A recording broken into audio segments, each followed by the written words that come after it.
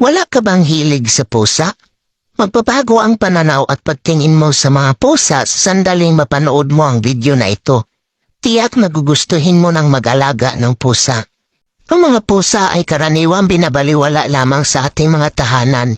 Hinahayaan lamang silang gumala, umuwi man o hindi ay hindi natin napapansin. Ngunit sa science world, ang mga pusa ay itinuturing na pinaka-magical at useful na hayop.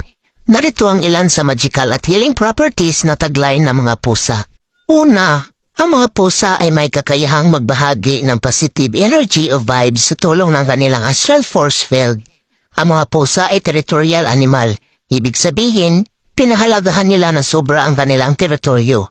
Ang aura o magnetic field na lumalabas sa katawan ng isang pusa ay sumasaklaw sa kabuuan ng ganyang environment.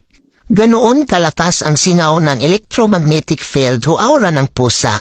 Mahalagang maunawaan na kapag ang pusa ay kumikiskis sa iyong mga hita, hindi lamang nangangahulugan na humihingi siya ng pagkain sa iyo, sa katunayan siya ay nagbabahagi ng kanyang astral force. Ang sinumang nagtataboy sa pusa ay nagtataboy rin ng positive energy na ibinigay sana sa kanya ng pusa. Sandaling lumayo ang